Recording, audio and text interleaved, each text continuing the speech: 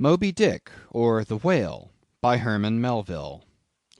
Prologues. Etymology, supplied by a late consumptive usher to a grammar school. The pale usher, threadbare in coat, heart, body, and brain, I see him now. He was ever dusting his old lexicons and grammars with a queer handkerchief, mockingly embellished with all the gay flags of all the known nations of the world. He loved to dust his old grammars. It somehow mildly reminded him of his mortality. "While you take in hand to school others, and to teach them by what name a whale fish is to be called in our tongue, leaving out through ignorance the letter H, which almost alone maketh the signification of the word, you deliver that which is not true." Hakluyt. "Whale, Swedish and Danish hval. This animal is named from roundness or rolling, for in Danish hvalt is arched or vaulted." Webster's Dictionary. "Whale, it is more immediately from the Dutch and German walen, Anglo-Saxon walvian, to roll, to wallow." Richardson's Dictionary. Keitos, Greek. Ketus, Latin. Whale, Anglo-Saxon. Hvalt, Danish. Val, Dutch. Hval, Swedish. Hvale, Icelandic. Whale, English. Baleine, French. Balena, Spanish. Piki Nui Nui, Fiji. Piki Nui Nui, Arromanguin. Extracts, supplied by a sub-librarian. It will be seen that this mere painstaking burrower and grubworm of a poor devil of a sub-sub appears to have gone through the long Vaticans and street stalls of the earth, picking up whatever random allusions to whales he could anyways find in any book whatsoever, sacred or profane.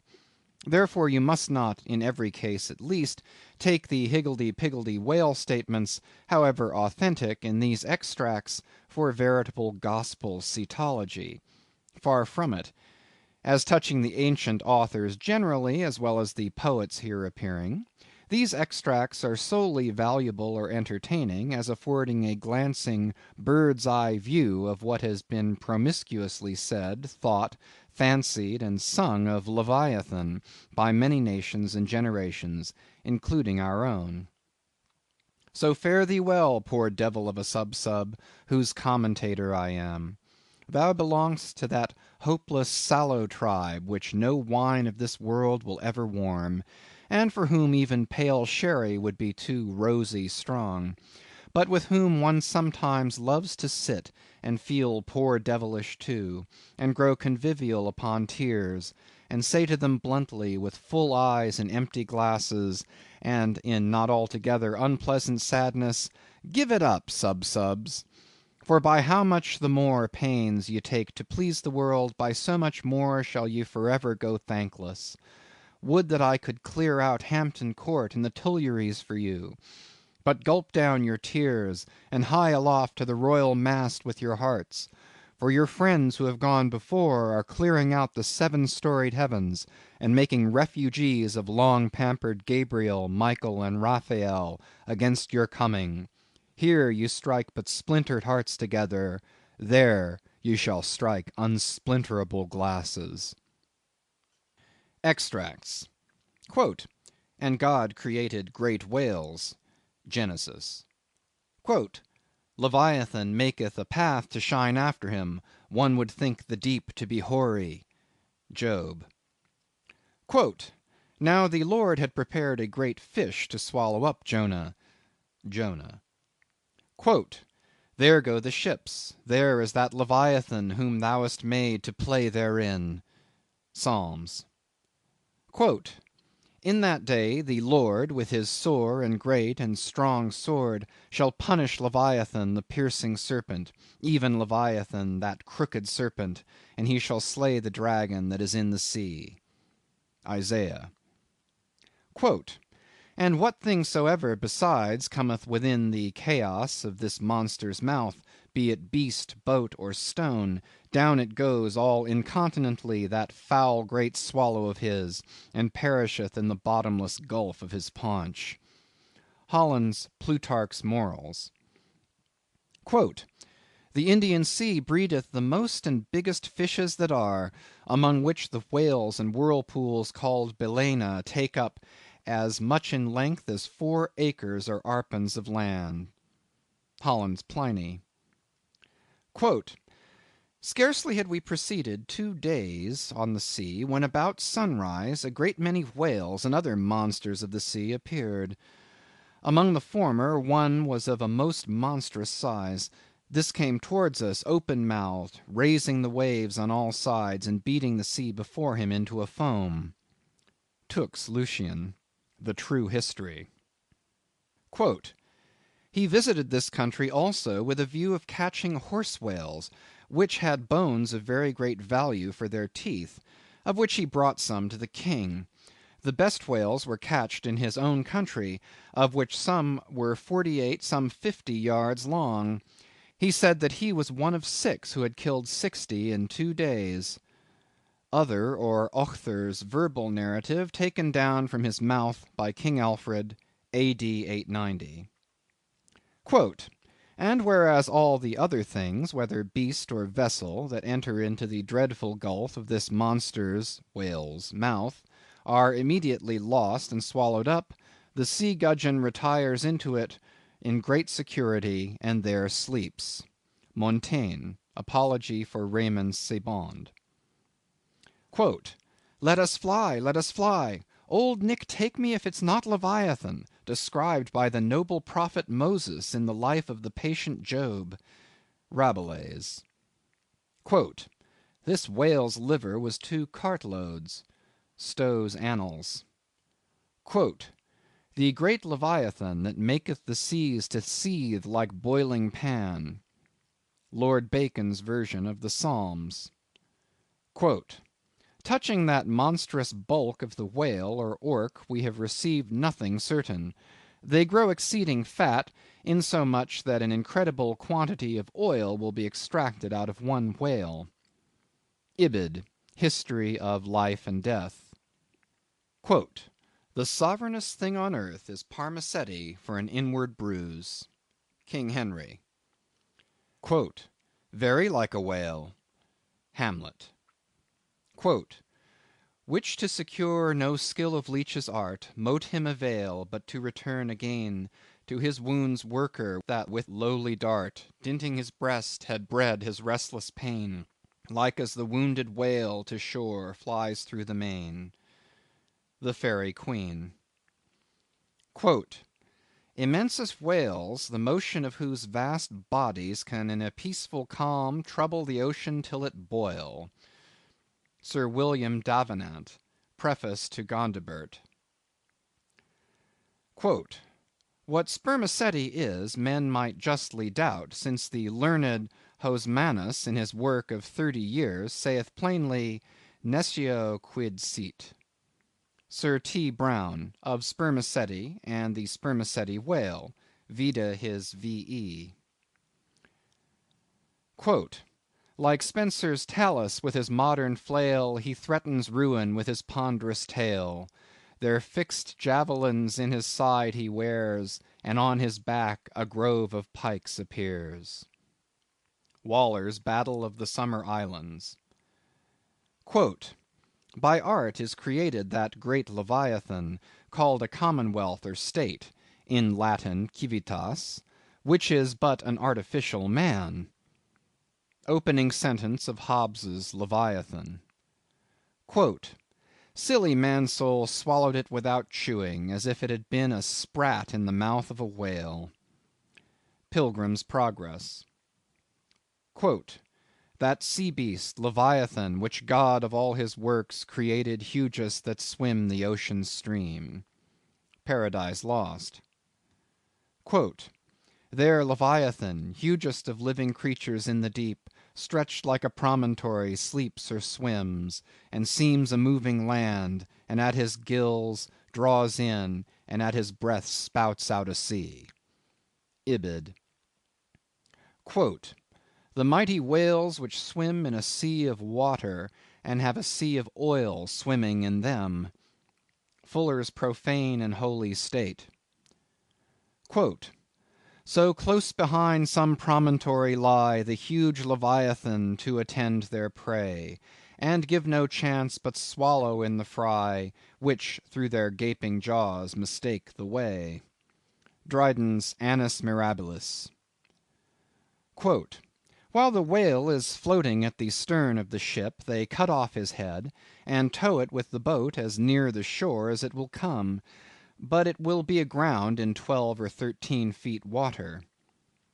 Thomas Edge's 10 Voyages to Spitzbergen, in Purchas.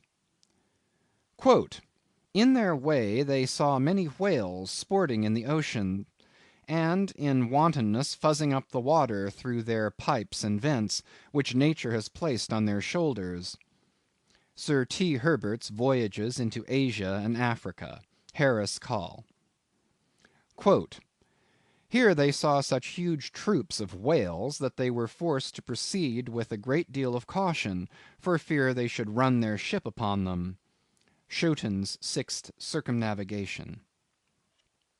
Quote, we set sail from the Elbe, wind northeast, in the ship called the Jonas and the Whale. Some say the whale can't open his mouth, but that is a fable. They frequently climb up the mast to see whether they can see a whale, for the first discoverer has a ducat for his pains. I was told of a whale taken near Shetland, that had above a barrel of herrings in his belly. One of our harpooneers told me that he caught once a whale in Spitzbergen that was white all over. A Voyage to Greenland, A.D. 1671. Harris Coll. Quote, several whales have come in upon this coast, Fife. Anno 1652, one 80 feet in length of the whalebone kind came in, which, as I was informed, besides a vast quantity of oil, did afford 500 weight of baleen. The jaws of it stand for a gate in the garden of Pitferen. Sibbald's Fife and Kinross. Quote, myself have agreed to try whether I can master and kill this spermaceti whale, for I could never hear of any of that sort that was killed by any man, such as his fierceness and swiftness. Richard Straffer's Letter from the Bermudas, Philosophical Transactions, A.D. 1668. Quote, whales in the sea god's voice obey. N.E. Primer. Quote, we saw also abundance of large whales, there being more in those southern seas, as I may say, by 100 to 1, than we have had to the northward of us. Captain Cowley's Voyage round the Globe, A.D. 1729. Quote, and the breath of a whale is frequently attended with such an insupportable smell as to bring on a disorder of the brain. Ulloa's South America. Quote, to 50 chosen sylphs of special note, we trust the important charge, the petticoat.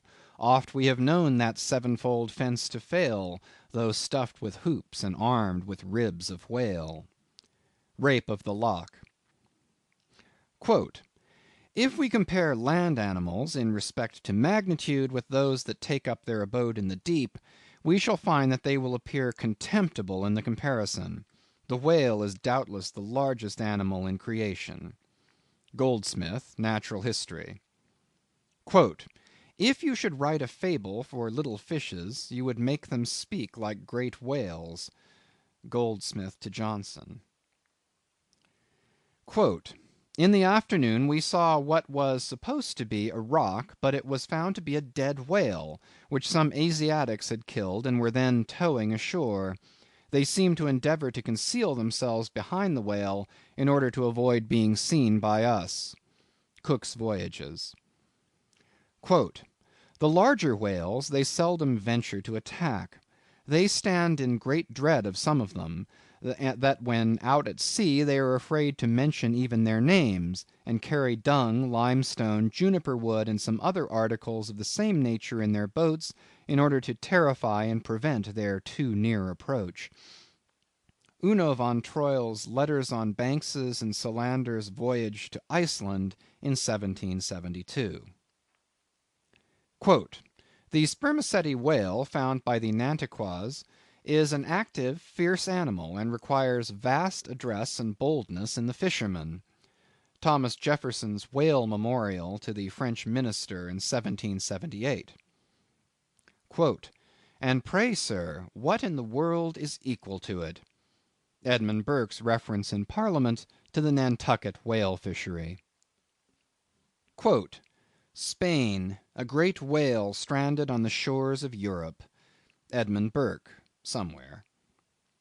Quote, "A 10th branch of the king's ordinary revenue, said to be grounded on the consideration of his guarding and protecting the seas from pirates and robbers, is the right to royal fish, which are whales and sturgeon; and these, when either thrown ashore or caught near the coast, are the property of the king."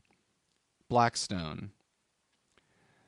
Quote, "Soon to the sport of death the crews repair; Rodmond unerring o'er his head suspends the barbed steel, and every turn attends." Falconer's Shipwreck.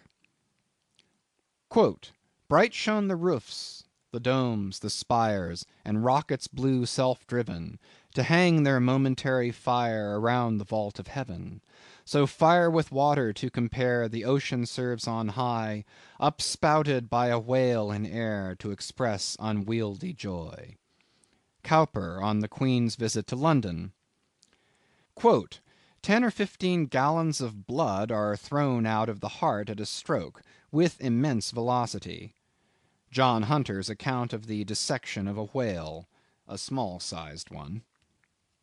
Quote, "The aorta of a whale is larger in the bore than the main pipe of the water works at London Bridge, and the water roaring in its passage through that pipe is inferior in impetus and velocity to the blood gushing from the whale's heart." Paley's Theology.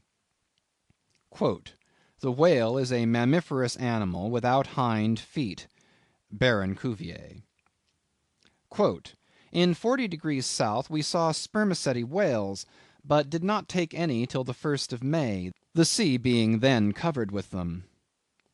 Colnett's Voyage for the purpose of extending the spermaceti whale fishery.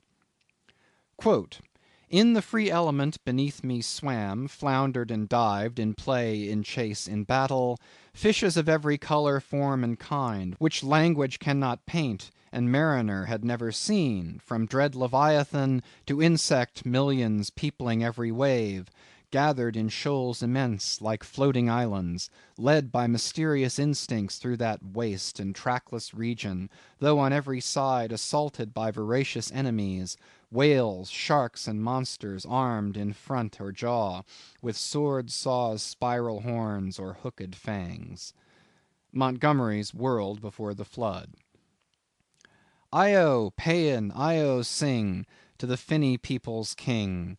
Not a mightier whale than this in the vast Atlantic is, not a fatter fish than he flounders round the polar sea."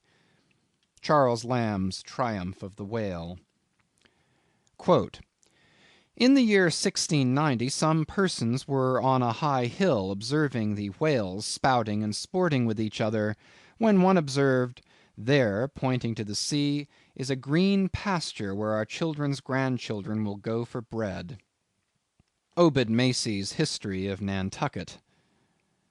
Quote, "I built a cottage for Susan and myself, and made a gateway in the form of a Gothic arch, by setting up a whale's jaw bones." Hawthorne's Twice Told Tales. Quote, "She came to bespeak a monument for her first love, who had been killed by a whale in the Pacific Ocean no less than 40 years ago." Ibid. "No, sir, 'tis a right whale," answered Tom. "I saw his spout. He threw up a pair of as pretty rainbows as a Christian would wish to look at. He's a raal oil butt, that fellow." Cooper's Pilot. "The papers were brought in, and we saw in the Berlin Gazette that whales had been introduced on the stage there." Eckermann's Conversations with Goethe. "My God, Mr. Chase, what is the matter?" I answered, "We have been stove by a whale."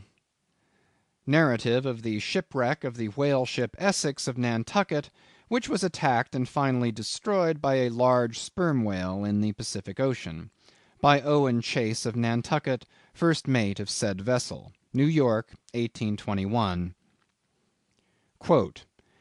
"A mariner sat in the shrouds one night, the wind was piping free, now bright, now dimmed was the moonlight pale, and the phosphor gleamed in the wake of the whale as it floundered in the sea." Elizabeth Oakes Smith. "The quantity of line withdrawn from the boats engaged in the capture of this one whale amounted altogether to 10,440 yards, or nearly 6 English miles. Sometimes the whale shakes its tremendous tail in the air, which, cracking like a whip, resounds to the distance of 3 or 4 miles." Scoresby. "Mad with the agonies he endures from these fresh attacks, the infuriated sperm whale rolls over and over. He rears his enormous head, and with wide expanded jaws snaps at everything around him. He rushes at the boats with his head; they are propelled before him with vast swiftness, and sometimes utterly destroyed. It is a matter of great astonishment that the consideration of the habits of so interesting, and in a commercial point of view, so important an animal as the sperm whale, should have been so entirely neglected, or should have excited so little curiosity among the numerous, and many of them competent observers, that of late years must have possessed the most abundant and most convenient opportunities of witnessing their habitudes." Thomas Beale's History of the Sperm Whale, 1839. "The cachalot (sperm whale) is not only better armed than the true whale (Greenland or right whale) in possessing a formidable weapon at either extremity of its body, but also more frequently displays a disposition to employ these weapons offensively, and in a manner at once so artful, bold, and mischievous, as to lead to its being regarded as the most dangerous to attack of all the known species of the whale tribe." Frederick de Bell Bennett's Whaling Voyage round the Globe, 1840. "October 13. There she blows, was sung out from the masthead. Where away? demanded the captain. 3 points off the lee bow, sir. Raise up your wheel. Steady. Steady, sir. Masthead ahoy! Do you see that whale now? Aye, aye, sir, a shoal of sperm whales. There she blows. There she breaches. Sing out every time. Aye, aye, sir. There she blows. There, thar she blows. Bows, bows. How far off? 2 miles and a half. Thunder and lightning, so near. Call all hands. J. Ross Brown's Etchings of a Whaling Cruise, 1846. "The whale ship Globe, on board of which vessel occurred the horrid transactions we are about to relate, belonged to the island of Nantucket." Narrative of the Globe, by Lay and Hussey survivors, A.D. 1828. "Being once pursued by a whale which he had wounded, he parried the assault for some time with a lance, but the furious monster at length rushed on the boat, himself and comrades only being preserved by leaping into the water when they saw that onset was inevitable." Missionary Journal of Tyerman and Bennett. "Nantucket itself," said Mr. Webster, "is a very striking and peculiar portion of the national interest. There is a population of 8,000 or 9,000 persons living here in the sea, adding largely every year to the national wealth by the boldest and most persevering industry."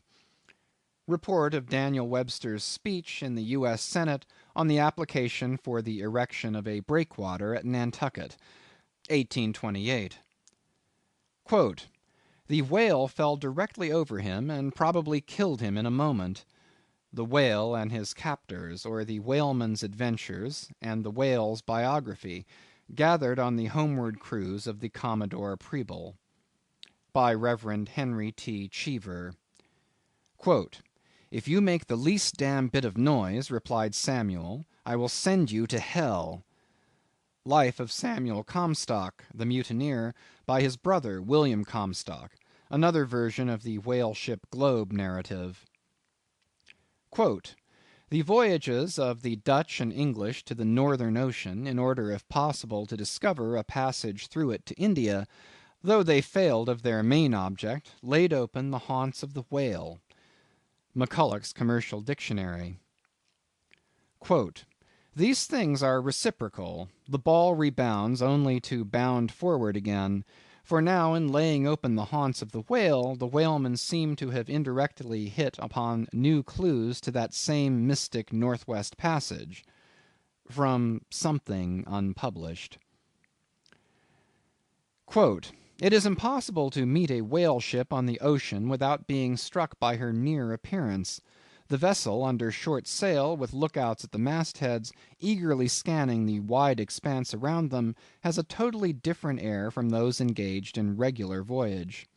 Currents and Whaling, U.S. XX.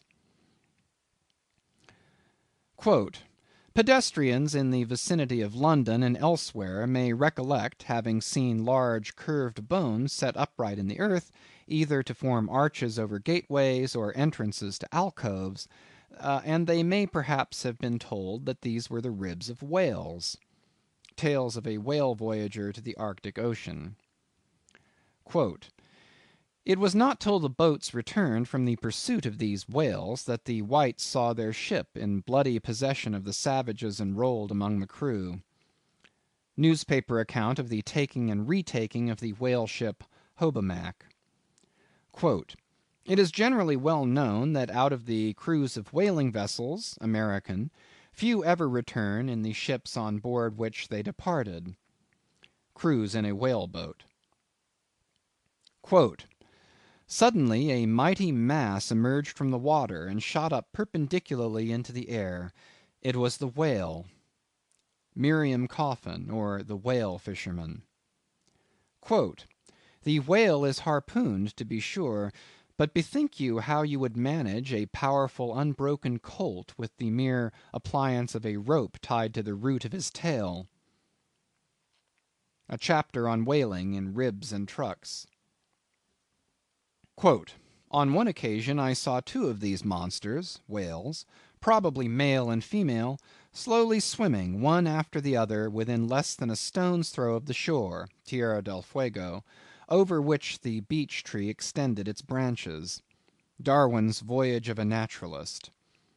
Quote, "Stern all!" exclaimed the mate, upon turning his head, and saw the distended jaws of the large sperm whale close to the head of the boat, threatening it with instant destruction. "Stern all for your lives!" Wharton, the Whale Killer. Quote, "So be cheery, my lads, let your hearts never fail, while the bold harpooner is striking the whale." Nantucket Song.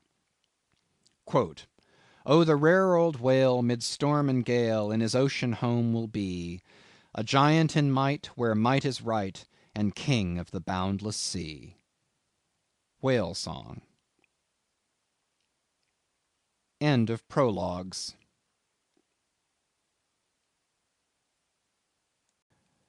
Moby-Dick, by Herman Melville. Chapters 1 and 2. Chapter 1. Loomings. Call me Ishmael. Some years ago, never mind how long precisely, having little or no money in my purse, and nothing particular to interest me on shore, I thought I would sail about a little, and see the watery part of the world. It is a way I have of driving off the spleen and regulating the circulation.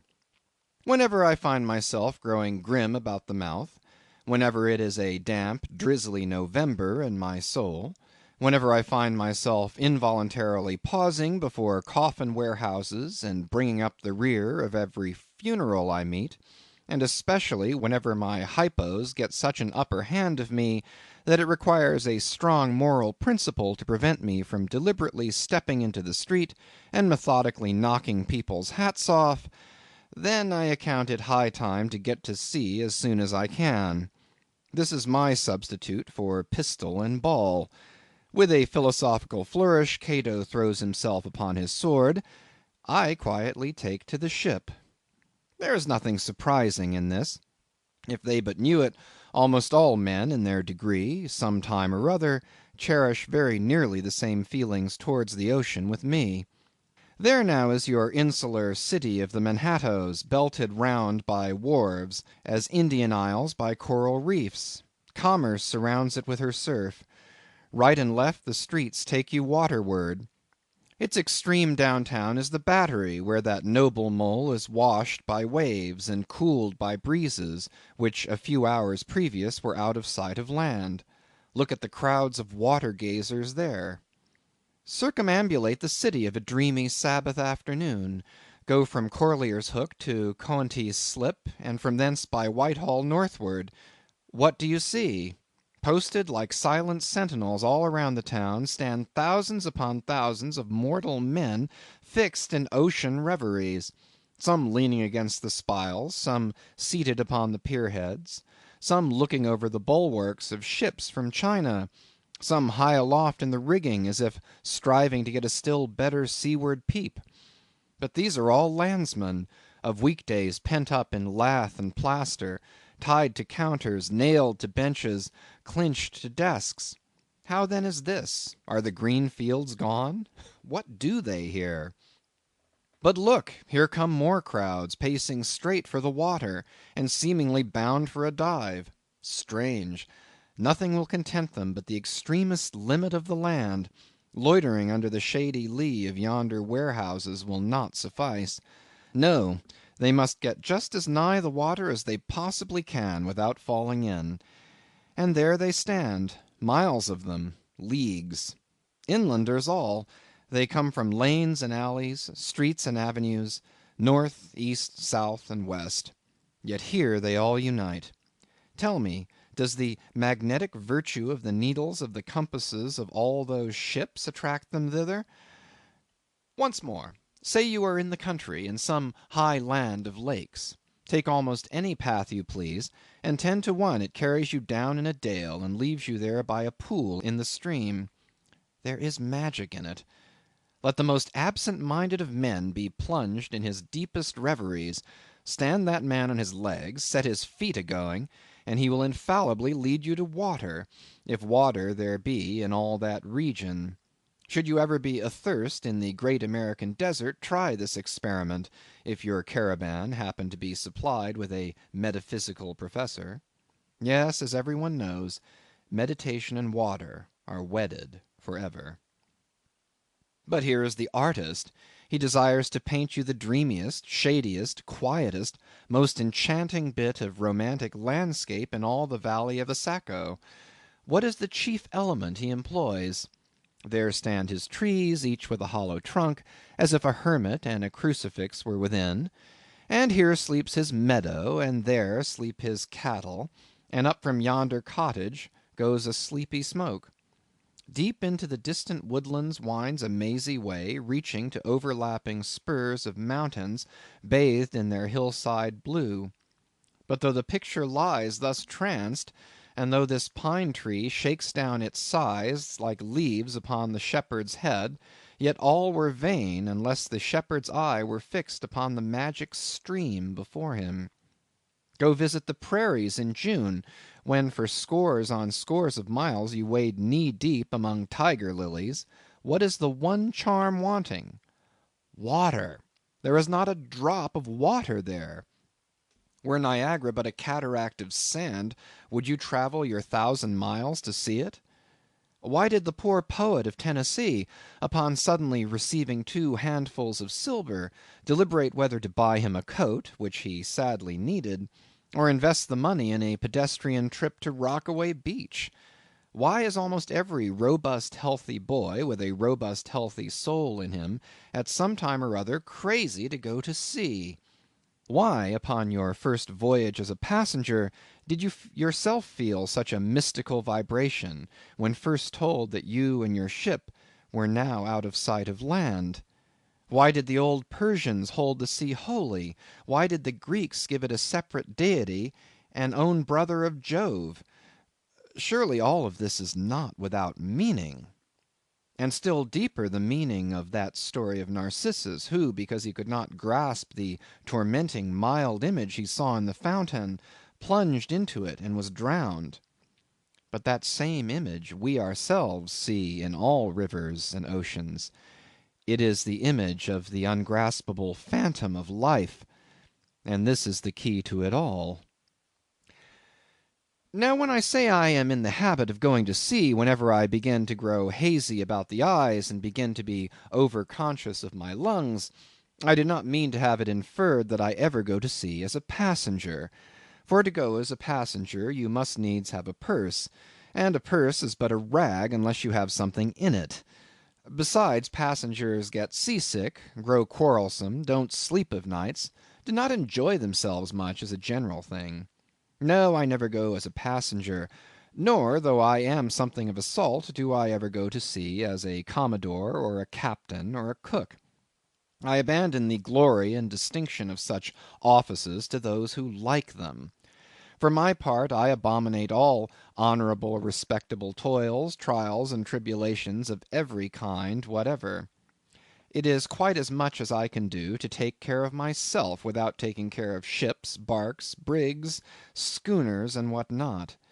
And as for going as cook, though I confess there is considerable glory in that, a cook being a sort of officer on shipboard, yet somehow I never fancied broiling fowls, though once broiled, judiciously buttered, and judgmatically salted and peppered, there is no one who will speak more respectfully, not to say reverently, of a broiled fowl than I will.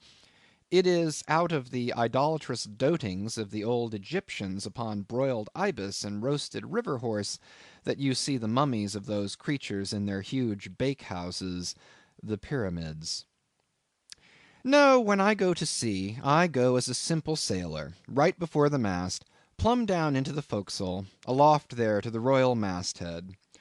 True, they rather order me about some, and make me jump from spar to spar like a grasshopper in a May meadow; and at first this sort of thing is unpleasant enough.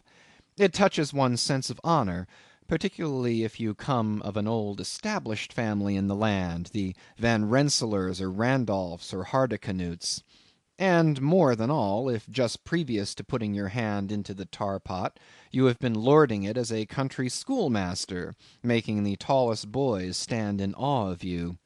The transition is a keen one, I assure you, from a schoolmaster to a sailor, and requires a strong decoction of Seneca and the Stoics to enable you to grin and bear it. But even this wears off in time. What of it if some old hunks of a sea captain orders me to get a broom and sweep down the decks? What does that indignity amount to, weighed, I mean, in the scales of the New Testament? Do you think the Archangel Gabriel thinks anything the less of me because I promptly and respectfully obey that old hunks in that particular instance? Who ain't a slave? Tell me that.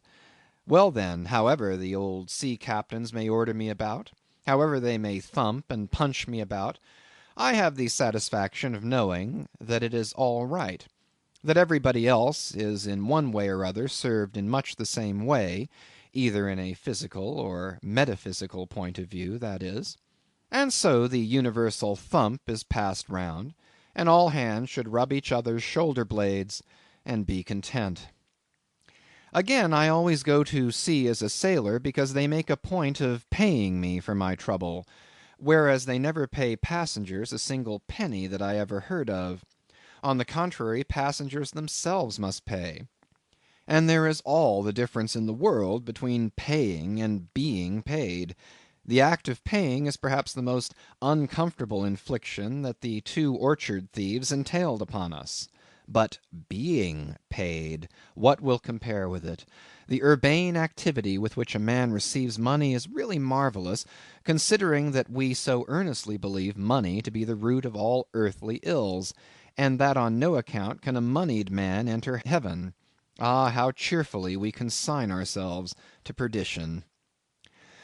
Finally, I always go to see a sailor because of the wholesome exercise and pure air of the forecastle deck. For as in this world head winds are far more prevalent than winds from astern, that is, if you never violate the Pythagorean maxim, so for the most part the Commodore on the quarter deck gets his atmosphere at second hand from the sailors on the forecastle. He thinks he breathes it first, but not so. In much the same way do the commonalty lead their leaders in many other things, at the same time that the leaders little suspect it. But wherefore it was, that after having repeatedly smelt the sea as a merchant sailor, I should now take it into my head to go on a whaling voyage, this the invisible police officer of the Fates, who has the constant surveillance of me, and secretly dogs me, and influences me in some unaccountable way, he can better answer than any one else. And doubtless my going on this whaling voyage formed part of the grand programme of Providence that was drawn up a long time ago. It came as a sort of brief interlude and solo between more extensive performances. I take it that this part of the bill must have run something like this: Grand contested election for the presidency of the United States. Whaling voyage by one Ishmael. Bloody battle in Afghanistan. Though I cannot tell why it was exactly that those stage managers, the Fates, put me down for this shabby part of a whaling voyage, when others were set down for magnificent parts in high tragedies, and short and easy parts in genteel comedies, and jolly parts in farces. Though I cannot tell why this was exactly, yet now that I recall all the circumstances, I think I can see a little into the springs and motives which, being cunningly presented to me under various disguises, induced me to set about performing the part I did, besides cajoling me into the delusion that it was a choice resulting from my own unbiased free will and discriminating judgment. Chief among these motives was the overwhelming idea of the great whale himself. Such a portentous and mysterious monster roused all my curiosity. Then the wild and distant seas where he rolled his island bulk, the undeliverable, the nameless perils of the whale, these with all the attending marvels of 1,000 Patagonian sights and sounds, helped sway me to my wish. With other men, perhaps, such things would not have been inducements; but as for me, I am tormented with an everlasting itch for things remote. I love to sail forbidden seas, and land on barbarous coasts. Not ignoring what is good, I am quick to perceive a horror, and could still be social with it, would they let me, since it is but well to be on friendly terms with all the inmates of the place one lodges in. By reason of these things, then, the whaling voyage was welcome. The great floodgates of the wonder world swung open, and into the wild conceits that swayed me to my purpose, two and two there floated into my inmost soul endless processions of the whale, and midmost of them all, one grand hooded phantom, like a snow hill in the air. Chapter 2. The Carpet Bag. I stuffed a shirt or two into my old carpet bag, tucked it under my arm, and started for Cape Horn in the Pacific. Quitting the good city of Old Manhattan, I duly arrived in New Bedford. It was a Saturday night in December. Much was I disappointed upon learning that the little packet for Nantucket had already sailed, and that no way of reaching that place would offer till the following Monday. As most candidates for the pains and penalties of whaling stop at this same New Bedford, thence to embark on their voyage, it may as well be related that I, for one, had no idea of so doing. For my mind was made up to sail in no other than a Nantucket craft, because there was a fine boisterous something about everything connected with that famous old island, which amazingly pleased me. Besides, though New Bedford has of late been gradually monopolizing the business of whaling, and though in this matter poor old Nantucket is now much behind her, yet Nantucket was her great original, the Tyre of this Carthage, the place where the first dead American whale was stranded. Where else but from Nantucket did those aboriginal whalemen, the red men, first sally out in canoes to give chase to the Leviathan? And where but from Nantucket, too, did that first adventurous little sloop put forth, partly laden with imported cobblestones, so goes the story, to throw at the whales, in order to discover when they were nigh enough to risk a harpoon from the bowsprit? Now having a night, a day, and still another night following before me in New Bedford, ere I could embark for my destined port, it became a matter of concernment where I was to eat and sleep meanwhile. It was a very dubious looking, nay, a very dark and dismal night, bitingly cold and cheerless. I knew no one in the place. With anxious grapnels I had sounded my pocket, and only brought up a few pieces of silver. So wherever you go, Ishmael, said I to myself, as I stood in the middle of a dreary street shouldering my bag, and comparing the gloom toward the north with the darkness towards the south, wherever in your wisdom you may conclude to lodge for the night, my dear Ishmael, be sure to inquire the price, and don't be too particular. With halting steps I paced the streets, and passed the sign of the Crossed Harpoons, but it looked too expensive and jolly there. Further on, from the bright red windows of the Swordfish Inn, there came such fervent rays that it seemed to have melted the packed snow and ice before the house, for everywhere else the congealed frost lay 10 inches thick in a hard asphaltic pavement, rather weary for me when I struck my foot against the flinty projections, because from hard remorseless service the soles of my boots were in a most miserable plight.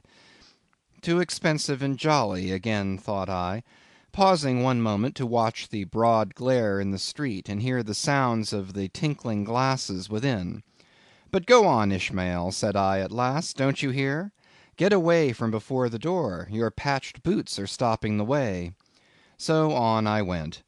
I now by instinct followed the streets that took me waterward, for there doubtless were the cheapest, if not the cheeriest, inns. Such dreary streets!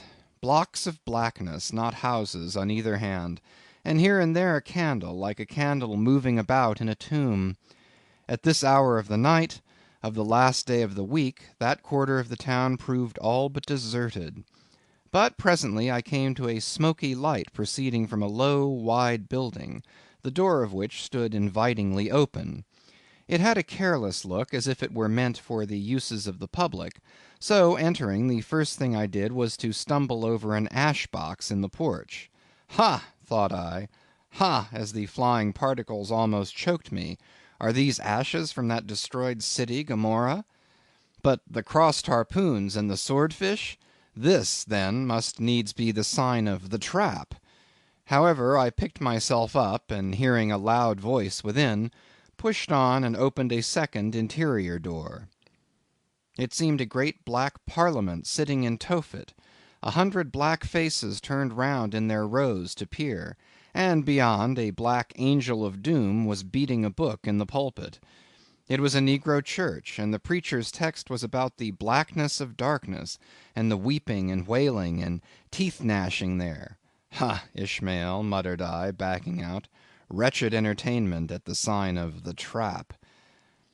Moving on, I at last came to a dim sort of light, not far from the docks, and heard a forlorn creaking in the air, and looking up, saw a swinging sign over the door with a white painting on it, faintly representing a tall straight jet of misty spray, and these words underneath: The Spouter Inn, Peter Coffin. Coffin? Spouter? Rather ominous in that particular connection, thought I. But it is a common name in Nantucket, they say, and I suppose this Peter here is an emigrant from there. As the light looked so dim, and the place for the time looked quiet enough, and the dilapidated little wooden house itself looked as if it might have been carted here from the ruins of some burnt district, and as the swinging sign had a poverty-stricken sort of creak to it, I thought that here was the very spot for cheap lodgings and the best of pea coffee. It was a queer sort of place, a gable-ended old house, one side palsied, as it were, and leaning over sadly. It stood on a sharp, bleak corner, where that tempestuous wind Euroclydon kept up a worse howling than ever it did about poor Paul's tossed craft. Euroclydon, nevertheless, is a mighty pleasant zephyr to any one indoors, with his feet on the hob quietly toasting for bed. In judging of that tempestuous wind called Euroclydon, says an old writer, of whose works I possess the only copy extant, it maketh a marvellous difference whether thou lookest out at it from a glass window where the frost is all on the outside, or whether thou observest it from that sashless window where the frost is on both sides, and of which the white death is the only glazier. True enough, thought I, as this passage occurred to my mind. Old Blackletter, thou reasonest well. Yes, these eyes are windows, and this body of mine is the house. What a pity they didn't stop up the chinks in the crannies, though, and thrust in a little lint here and there. But it's too late to make any improvements now. The universe is finished, the copestone is on, and the chips were carted off 1,000,000 years ago. Poor Lazarus there, chattering his teeth against the curbstone for his pillow, and shaking off his tatters with his shiverings, he might plug up both ears with rags and put a corn-cob in his mouth, and yet that would not keep out the tempestuous Euroclydon. Euroclydon, says old Dives in his red silken wrapper. He had a redder one afterwards. Pooh, pooh! What a fine frosty night! How Orion glitters! What northern lights! Let them talk of their oriental summer climes of everlasting conservatories. Give me the privilege of making my own summer with my own coals. But what thinks Lazarus? Can he warm his blue hands by holding them up to the grand northern lights? Would not Lazarus rather be in Sumatra than here? Would he not far rather lay him down lengthwise along the line of the equator? Yea, ye gods! Go down to the fiery pit itself in order to keep out this frost? Now that Lazarus should lie stranded there on the curbstone before the door of Dives, this is more wonderful than that an iceberg should be moored to one of the Moluccas. Yet Dives himself, he too lives like a czar in an ice palace made of frozen sighs, and being president of a temperance society, he only drinks the tepid tears of orphans. But no more of this blubbering now. We are going a whaling, and there is plenty of that yet to come. Let us scrape the ice from our frosted feet, and see what sort of a place this spouter may be. End of chapters 1 and 2. Moby-Dick, by Herman Melville, Chapter 3. The Spouter Inn. Entering that gable-ended Spouter Inn, you found yourself in a wide, low, straggling entry, with old-fashioned wainscots, reminding one of the bulwarks of some condemned old craft. On one side hung a very large oil painting, so thoroughly besmoked, and every way defaced, that in the unequal cross-lights by which you viewed it, it was only by diligent study and a series of systematic visits to it, and careful inquiry of the neighbors, that you could any way arrive at an understanding of its purpose. Such unaccountable masses of shades and shadows, that at first you almost thought some ambitious young artist, in the time of the New England hags, had endeavored to delineate chaos bewitched. But by dint of much and earnest contemplation and oft-repeated ponderings, and especially by throwing open the little window towards the back of the entry, you might at last come to the conclusion that such an idea, however wild, might not be altogether unwarranted. But what most puzzled and confounded you was a long, limber, portentous black mass of something hovering at the center of the picture, over 3 blue, dim, perpendicular lines floating in a nameless yeast. A boggy, soggy, squitchy picture truly, enough to drive a nervous man distracted. Yet was there a sort of indefinite, half-attained, unimaginable sublimity about it that fairly froze you to it, till you involuntarily took an oath with yourself to find out what that marvellous painting meant. Ever and anon a bright but alas deceptive idea would dart you through. It's the Black Sea in a midnight gale. It's the unnatural combat of the four primal elements. It's a blasted heath. It's a Hyperborean winter scene. It's the breaking up of the icebound stream of time. But at last all these fancies yielded to that one portentous something in the picture's midst. That once found out, and all the rest were plain. But stop! Does it not bear a faint resemblance to a gigantic fish? Even the great Leviathan himself? In fact, the artist's design seemed this, a final theory of my own, partly based upon the aggregated opinions of many aged persons with whom I conversed upon the subject. The picture represents a Cape Horner in a great hurricane, the half-foundered ship weltering there with its three dismantled masts alone visible, and an exasperated whale, purposing to spring clean over the craft, is in the enormous act of impaling himself upon the three mastheads. The opposite wall of this entry was hung over with a heathenish array of monstrous clubs and spears.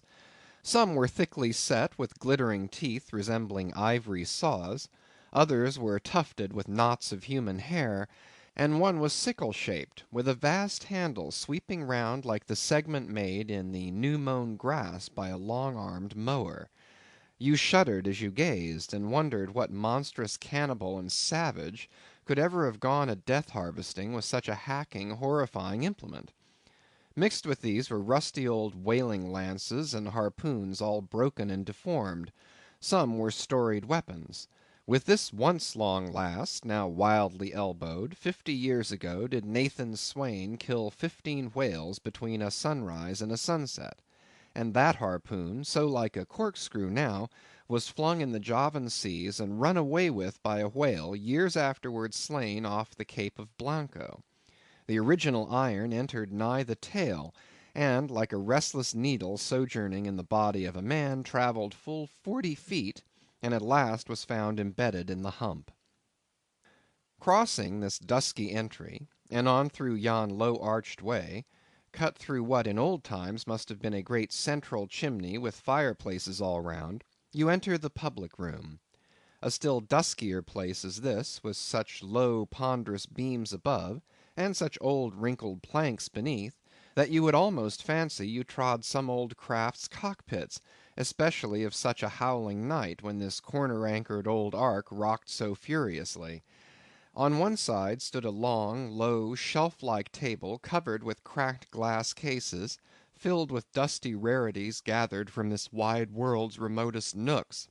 Projecting from the further angle of the room stands a dark-looking den, the bar, a rude attempt at a right whale's head. Be that how it may, there stands the vast arched bone of the whale's jaw, so wide a coach might almost drive beneath it. Within are shabby shelves, ranged round with old decanters, bottles, flasks; and in those jaws of swift destruction, like another cursed Jonah, by which name indeed they called him, bustles a little withered old man, who, for their money, dearly sells the sailors deliriums and death. Abominable are the tumblers into which he pours his poison. Though true cylinders without, within the villainous green goggling glasses deceitfully tapered downwards to a cheating bottom. Parallel meridians rudely pecked into the glass surround these footpads goblets. Fill to this mark, and your charge is but a penny; to this, a penny more, and so on to the full glass, the Cape Horn measure, which you may gulp down for a shilling. Upon entering the place I found a number of young seamen gathered about a table, examining by a dim light the divers specimens of skrimshander. I sought the landlord, and telling him I desired to be accommodated with a room, received for answer that his house was full, not a bed unoccupied. "But avast," he added, tapping his forehead, "you hain't no objections to sharing a harpooneer's blanket, have ye? I suppose you're going a whaling, so you better get used to that sort of thing." I told him that I never liked to sleep two in a bed; that if I should ever do so, it would depend upon who the harpooneer might be; and that if he, the landlord, really had no other place for me, and the harpooneer was not decidedly objectionable, why, rather than wander further about a strange town on so bitter a night, I would put up with the half of any decent man's blanket. I thought so. All right, take a seat. Supper? You want supper? Supper'll be ready directly. I sat down on an old wooden settle, carved all over like a bench on the battery. At one end a ruminating tar was still further adorning it with his jackknife, stooping over and diligently working away at the space between his legs. He was trying his hand at a ship under full sail, but he didn't make much headway, I thought. At last some 4 or 5 of us were summoned to our meal in an adjoining room. It was cold as Iceland, no fire at all. The landlord said he couldn't afford it. Nothing but 2 dismal tallow candles, each in a winding sheet. We were fain to button up our monkey jackets, and hold to our lips cups of scalding tea with our half frozen fingers. But the fare was of the most substantial kind. Not only meat and potatoes, but dumplings, good heavens! Dumplings for supper.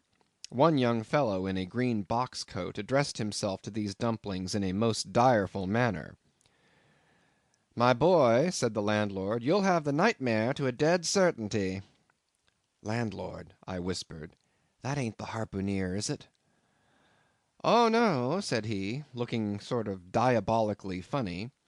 "The harpooneer is a dark complexioned chap. He never eats dumplings, he don't; he eats nothing but steaks, and he likes 'em rare." "The devil he does," says I. "Where is that harpooneer? Is he here?"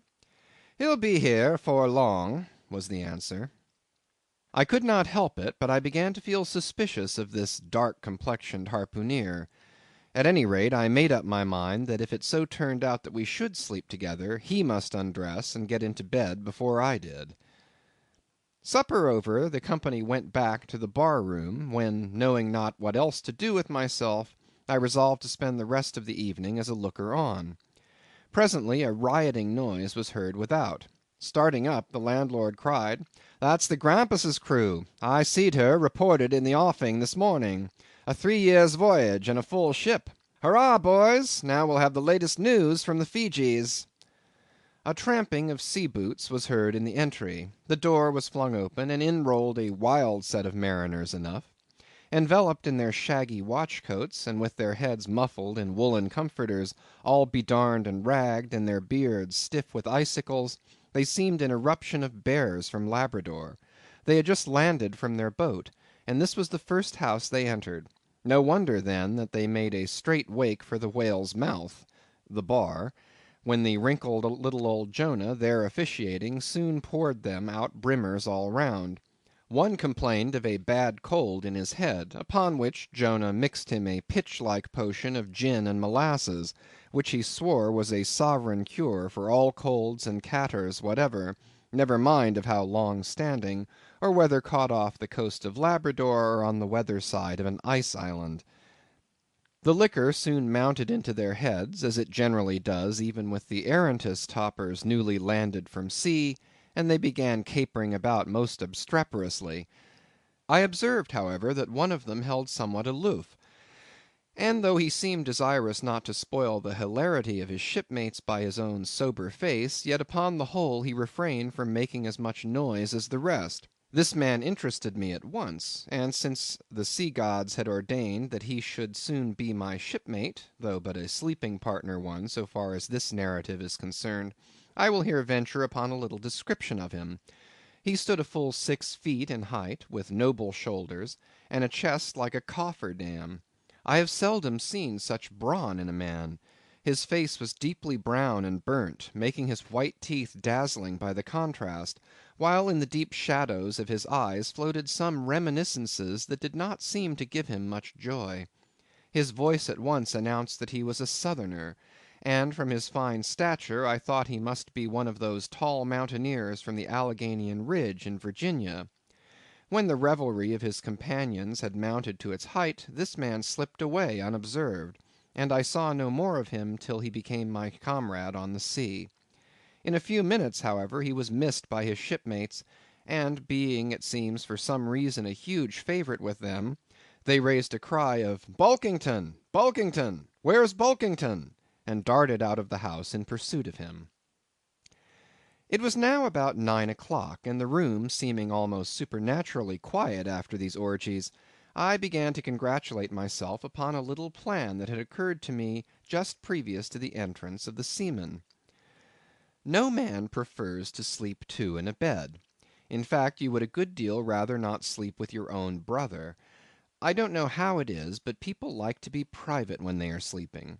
And when it comes to sleeping with an unknown stranger, in a strange inn, in a strange town, and that stranger a harpooneer, then your objections indefinitely multiply. Nor was there any earthly reason why I, as a sailor, should sleep two in a bed more than anybody else; for sailors no more sleep two in a bed at sea than bachelor kings do ashore. To be sure, they all sleep together in one apartment, but you have your own hammock, and cover yourself with your own blanket, and sleep in your own skin. The more I pondered over this harpooneer, the more I abominated the thought of sleeping with him. It was fair to presume that being a harpooneer, his linen or woolen, as the case might be, would not be of the tidiest, certainly none of the finest. I began to twitch all over. Besides, it was getting late, and my decent harpooneer ought to be home and going bedwards. Suppose now he should tumble in upon me at midnight. How could I tell from what vile hole he had been coming? "Landlord, I've changed my mind about that harpooneer. I shan't sleep with him. I'll try the bench here." "Just as you please. I'm sorry I can't spare ye a tablecloth for the mattress, and it's a plaguey rough board here," feeling of the knots and notches. "But wait a bit, Scrimshander. I've got a carpenter's plane there in the bar. Wait, I say, and I'll make ye snug enough." So saying, he procured the plane, and with his old silk handkerchief first dusting the bench, vigorously set to planing away at my bed, the while grinning like an ape. The shavings flew right and left, till at last the plane iron came bump against an indestructible knot. The landlord was near spraining his wrist, and I told him for heaven's sake to quit. The bed was soft enough to suit me, and I did not know how all the planing in the world could make eider down of a pine plank. So gathering up the shavings with another grin, and throwing them into the great stove in the middle of the room, he went about his business, and left me in a brown study. I now took the measure of the bench, and found that it was a foot too short, but that could be mended with a chair. But it was a foot too narrow, and the other bench in the room was about 4 inches higher than the planed one, so there was no yoking them. I then placed the first bench lengthwise along the only clear space against the wall, leaving a little interval between for my back to settle down in. But I soon found that there came such a draught of cold air over me from under the sill of the window, that this plan would never do at all, especially as another current from the rickety door met the one from the window, and both together formed a series of small whirlwinds in the immediate vicinity of the spot where I had thought to spend the night. The devil fetch that harpooneer, thought I. But stop, couldn't I steal a march on him? Bolt his door inside, and jump into his bed, not to be wakened by the most violent knockings? It seemed no bad idea, but upon second thoughts I dismissed it. For who could tell but what the next morning, so soon as I popped out of the room, the harpooneer might be standing in the entry, all ready to knock me down? Still, looking round me again, and seeing no possible chance of spending a sufferable night unless in some other person's bed, I began to think that after all I might be cherishing unwarrantable prejudices against this unknown harpooneer. Thinks I, I'll wait a while. He must be dropping in before long. I'll have a good look at him then, and perhaps we may become jolly good bedfellows after all. There's no telling. But though the other boarders kept coming in by ones, twos, and threes, and going to bed, yet no sign of my harpooneer. "Landlord," said I, "what sort of chap is he? Does he always keep such late hours?" It was now hard upon 12 o'clock. The landlord chuckled again with his lean chuckle, and seemed to be mightily tickled at something beyond my comprehension. "No," he answered, "generally he's an early bird, early to bed and early to rise. Yes, he's the bird what catches the worm. But to night he went out a peddling, you see, and I don't see what on earth keeps him so late, unless, maybe, he can't sell his head." Can't sell his head? What sort of a bamboozlingly story is this you're telling me? Getting into a towering rage. Do you pretend to say, landlord, that this harpooneer is actually engaged this blessed Saturday night, or rather Sunday morning, in peddling his head around town?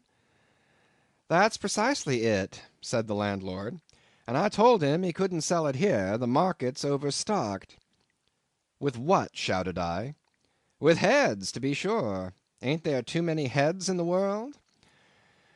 I tell you what it is, landlord, I said quite calmly. You'd better stop spinning that yarn to me. I am not green. Maybe not, taking a stick out and whittling a toothpick, but I rather guess you'll be done brown if that 'ere harpooneer hears you a slandering his head. I'll break it for him, said I, now flying into a passion against this unaccountable farrago of the landlord's.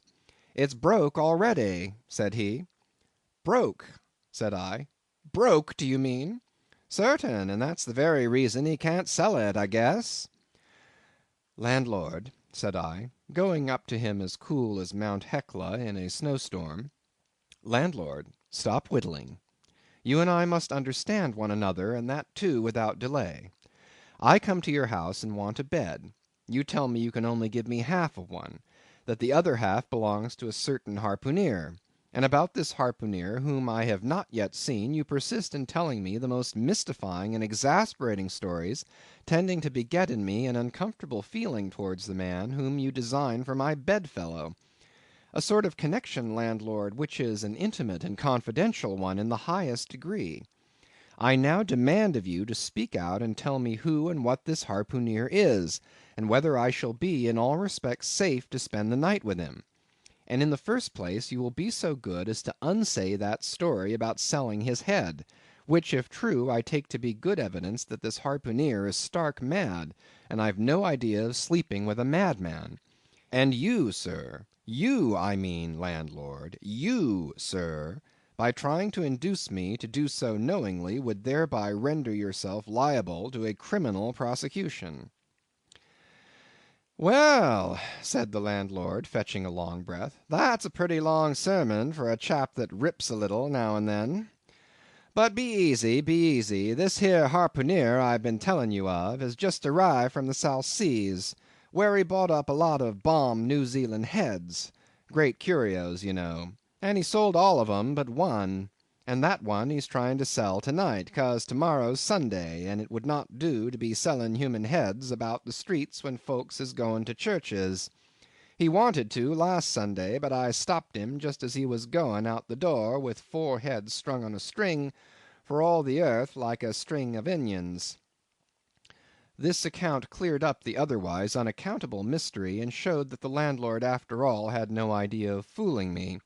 But at the same time, what could I think of a harpooneer who stayed out of a Saturday night clean into the holy Sabbath, engaged in such a cannibal business as selling the heads of dead idolaters? Depend upon it, landlord, that harpooneer is a dangerous man. He pays regular, was the rejoinder. But come, it's getting dreadful late. You'd better be turning flukes. It's a nice bed. Sal and me slept in that 'ere bed the night we was spliced.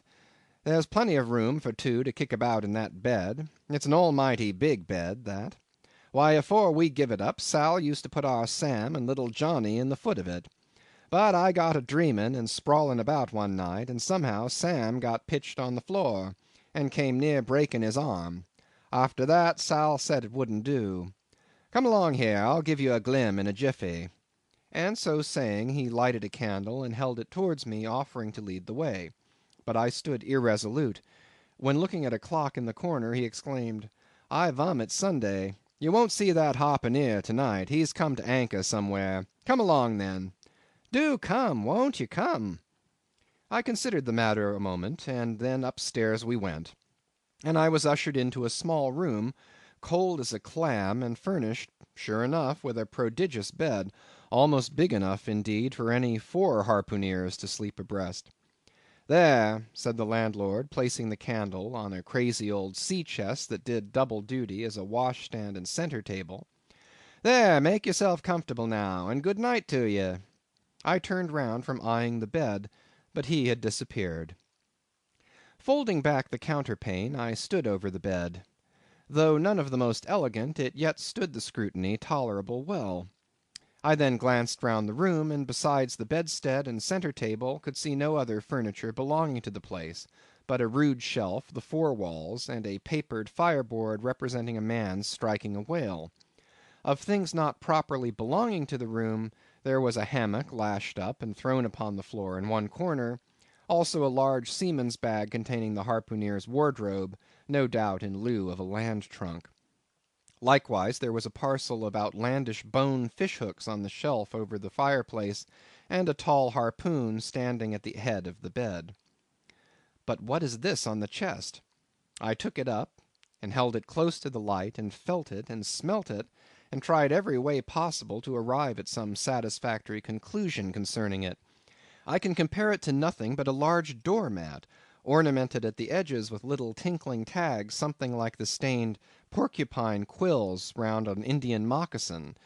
There was a hole or slit in the middle of this mat, as you see the same in South American ponchos. But could it be possible that any sober harpooneer could get into a door-mat and parade the streets of any Christian town in that sort of guise? I put it on to try it, and it weighed me down like a hamper, being uncommonly shaggy and thick, and I thought a little damp, as though this mysterious harpooneer had been wearing it of a rainy day. I went up to it in a bit of glass stuck against the wall, and I never saw such a sight in my life. I tore myself out of it in such a hurry that I gave myself a kink in the neck. I sat down on the side of the bed and commenced thinking about this head-peddling harpooneer and his door-mat. After thinking some time on the bedside, I got up and took off my monkey jacket, and then stood in the middle of the room thinking. Then I took off my coat, and thought a little more in my shirt sleeves. But beginning to feel very cold now, half undressed as I was, and remembering what the landlord said about the harpooneer's not coming home at all that night, it being so very late, I made no more ado, but jumped out of my pantaloons and boots, and then blowing out the light, tumbled into bed, and commended myself to the care of Heaven. Whether that mattress was stuffed with corn cobs or broken crockery, there is no telling, but I rolled about a good deal, and could not sleep for a long time. At last I slid off into a light doze, and had pretty nearly made a good offing towards the land of Nod, when I heard a heavy footfall in the passage, and saw a glimmer of light come into the room from under the door. Lord save me, thinks I, that must be the harpooneer, the infernal head-peddler. But I lay perfectly still, and resolved not to say a word till spoken to. Holding a light in one hand, and that identical New Zealand head in the other, the stranger entered the room, and without looking towards the bed, placed his candle a good way off from me on the floor in one corner, and then began working away at the knotted cords of the large bag I before spoke of as being in the room. I was all eagerness to see his face, but he kept it averted for some time while employed in unlacing the bag's mouth. This accomplished, however, he turned round, when, good heavens, what a sight! Such a face! It was of a dark purplish yellow colour, here and there stuck over with large blackish looking squares. Yes, it's just as I thought, he's a terrible bedfellow. He's been in a fight, got dreadfully cut, and here he is just from the surgeon. But at that moment he chanced to turn his face so towards the light that I plainly saw they could not be sticking plasters at all, those black squares on his cheeks. They were stains of some sort or other. At first I knew not what to make of this, but soon an inkling of the truth occurred to me. I remembered a story of a white man, a whaleman too, who falling among the cannibals had been tattooed by them. I concluded that this harpooneer in the course of his distant voyages must have met with a similar adventure. And what is it, thought I, after all? It's only his outside. A man can be honest in any sort of skin. But then what to make of his unearthly complexion? That part of it, I mean, lying round about and completely independent of the squares of tattooing. To be sure, it might be nothing but a good coat of tropical tanning, but I never heard of a hot sun tanning a white man into a purplish yellow one. However, I had never been in the South Seas, and perhaps the sun there produced these extraordinary effects upon the skin. Now, while all these ideas were passing through me like lightning, this harpooneer never noticed me at all. But after some difficulty, having opened his bag, he commenced fumbling in it, and presently pulled out a sort of a tomahawk, and a sealskin wallet with the hair on. Putting these on the old chest in the middle of the room, he then took the New Zealand head, a ghastly thing enough, and crammed it down into the bag. He now took off his hat, a new beaver hat, when I came nigh singing out with fresh surprise. There was no hair on his head, none to speak of at least, nothing but a small scalp knot twisted upon his forehead. His bald purplish head now looked for all the world like a mildewed skull. Had not the stranger stood between me and the door, I would have bolted out of it quicker than I ever bolted a dinner. Even as it was, I thought something of slipping out the window, but it was the second floor back. I am no coward, but what to make of this head-peddling purple rascal altogether passed my comprehension. Ignorance is the parent of fear, and being completely nonplussed and confounded about the stranger, I confessed I was now as much afraid of him as if it was the devil himself who had thus broken into my room in the dead of night. In fact, I was so afraid of him that I was not game enough just then to address him, and demand a satisfactory answer concerning what seemed inexplicable in him. Meanwhile he continued the business of undressing, and at last showed his chest and arms. As I live, these covered parts of him were checkered with the same squares as his face. His back, too, was all over the same dark squares.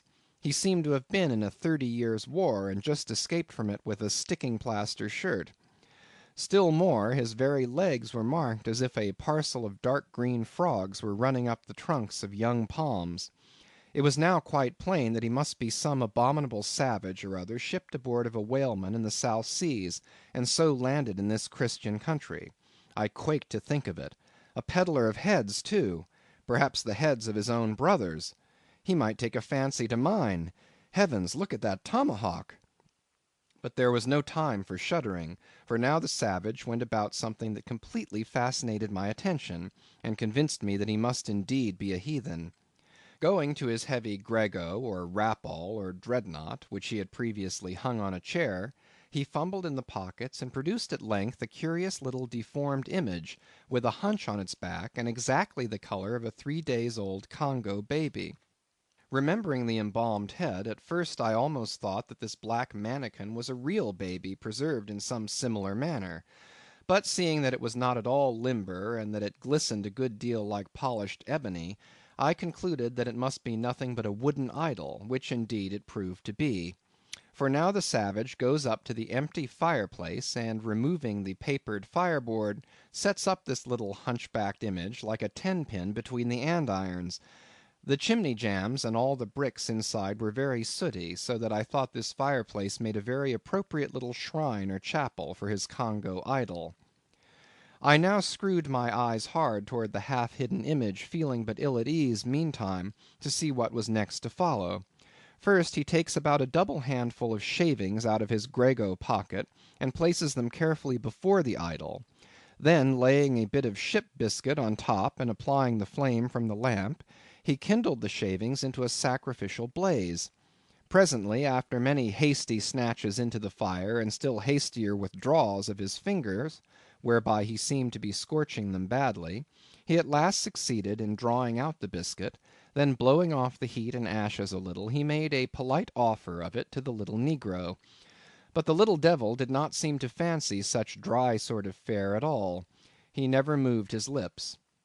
All these strange antics were accompanied by still stranger guttural noises from the devotee, who seemed to be praying in a sing-song, or else singing some pagan psalmody or other, during which his face twitched about in the most unnatural manner.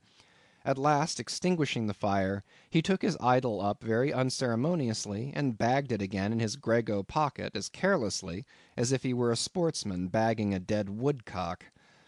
All these queer proceedings increased my uncomfortableness, and seeing him now exhibiting strong symptoms of concluding his business operations and jumping into bed with me, I thought it was high time, now or never, before the light was put out, to break the spell in which I had so long been bound.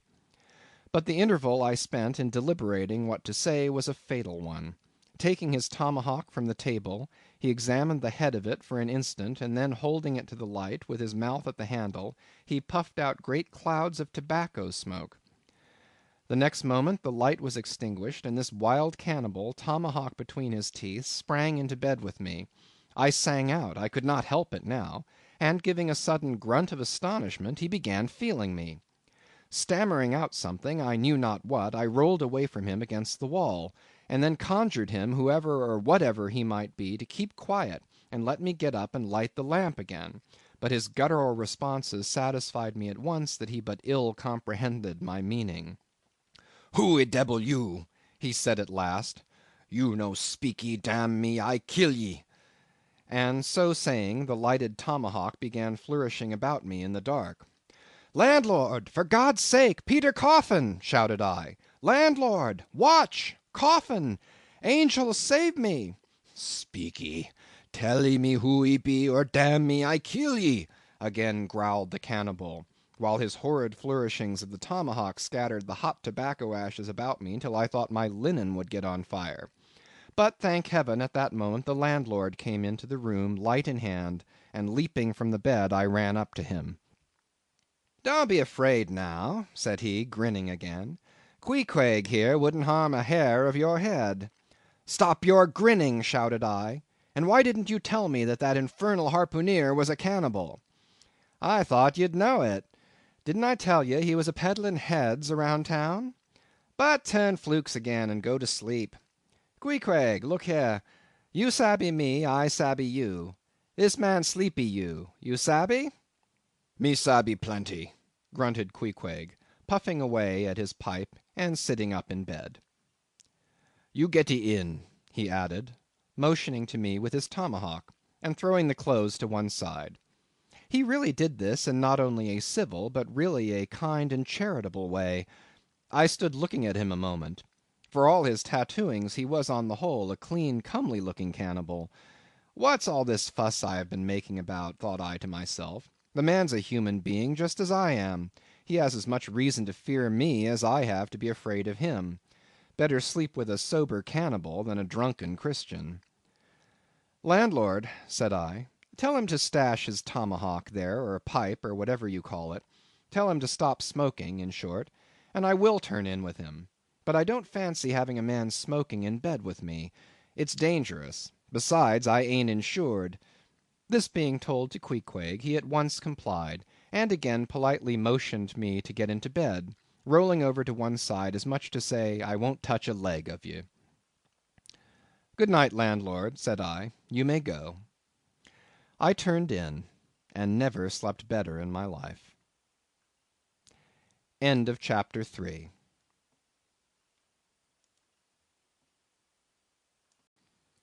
Moby-Dick, by Herman Melville, chapters 4 through 7.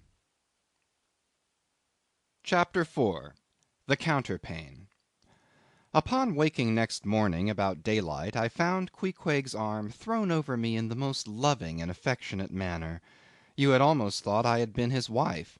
The counterpane was of patchwork, full of odd little party-colored squares and triangles, and this arm of his tattooed all over with an interminable Cretan labyrinth of a figure, no two parts of which were of one precise shade, owing, I suppose, to his keeping his arm at sea unmethodically in sun and shade, his shirt sleeves irregularly rolled up at various times. This same arm of his, I say, looked for all the world like a strip of that same patchwork quilt. Indeed, partly lying on it as the arm did when I first awoke, I could hardly tell it from the quilt, they so blended their hues together, and it was only by the sense of weight and pressure that I could tell that Queequeg was hugging me. My sensations were strange. Let me try to explain them. When I was a child, I well remember a somewhat similar circumstance that befell me. Whether it was a reality or a dream, I never could entirely settle. The circumstance was this. I had been cutting up some caper or other. I think it was trying to crawl up the chimney, as I had seen a little sweep do a few days previous, and my stepmother, who somehow or other was all the time whipping me, or sending me to bed supperless, my mother dragged me by the legs out of the chimney and packed me off to bed, though it was only 2 o'clock in the afternoon of the 21st June, the longest day of the year in our hemisphere. I felt dreadfully.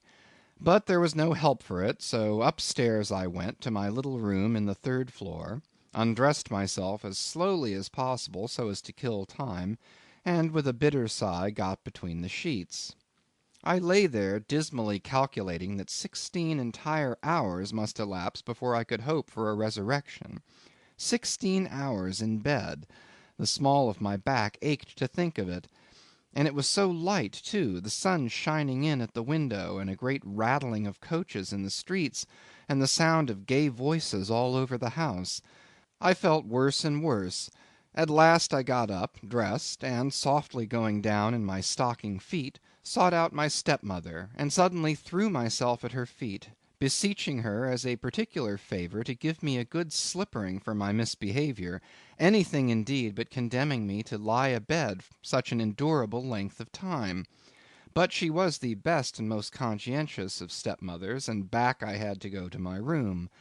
For several hours I lay there broad awake, feeling a great deal worse than I have ever done since, even from the greatest subsequent misfortunes. At last I must have fallen into a troubled nightmare of a doze, and slowly waking from it, half steeped in dreams, I opened my eyes, and the before sunlit room was now wrapped in outer darkness. Instantly I felt a shock running through all my frame. Nothing was to be seen, and nothing was to be heard. But a supernatural hand seemed placed in mine. My arm hung over the counterpane, and the nameless, unimaginable, silent form or phantom to which the hand belonged seemed closely seated by my bedside. For what seemed ages piled on ages, I lay there, frozen with the most awful fears, not daring to drag away my hand, yet ever thinking that if I could but stir it one single inch, the horrid spell would be broken. I knew not how this consciousness at last glided away from me, but waking in the morning, I shudderingly remembered it all, and for days and weeks and months afterwards I lost myself in confounding attempts to explain the mystery. Nay, to this very hour I often puzzle myself with it. Now take away the awful fear, and my sensations at feeling the supernatural hand in mine were very similar in their strangeness to those which I experienced on waking up and seeing Queequeg's pagan arm thrown round me. But at length all the past night's events soberly recurred, one by one, in fixed reality, and then I lay only alive to the comical predicament. For though I tried to move his arm, unlock his bridegroom clasp, yet, sleeping as he was, he still hugged me tightly, as though naught but death should part us twain. I now strove to rouse him. "Queequeg!" but his only answer was a snore. I then rolled over, my neck feeling as if it were in a horse collar, and suddenly felt a slight scratch. Throwing aside the counterpane, there lay the tomahawk, sleeping by the savage's side, as if it were a hatchet-faced baby. A pretty pickle, truly, thought I. A bed here in a strange house, in broad day, with a cannibal and a tomahawk. Queequeg! In the name of goodness, Queequeg, wake! At length, by dint of much wriggling, and loud and incessant expostulations upon the unbecomingness of his hugging a fellow male in that matrimonial sort of style, I succeeded in extracting a grunt, and presently he drew back his arm, shook himself all over like a Newfoundland dog just from the water, and sat up in bed, stiff as a pikestaff, looking at me, and rubbing his eyes as if he did not altogether remember how I came to be there, though a dim consciousness of knowing something about me seemed slowly dawning over him. Meanwhile I lay quietly eyeing him, having no serious misgivings now, and bent upon narrowly observing so curious a creature. When at last his mind seemed made up touching the character of his bedfellow, and he became, as it were, reconciled to the fact, he jumped out upon the floor, and by certain signs and sounds gave me to understand that, if it pleased me, he would dress first, and then leave me to dress afterward, leaving the whole apartment to myself. Thinks I, Queequeg, under the circumstances this is a very civilized overture.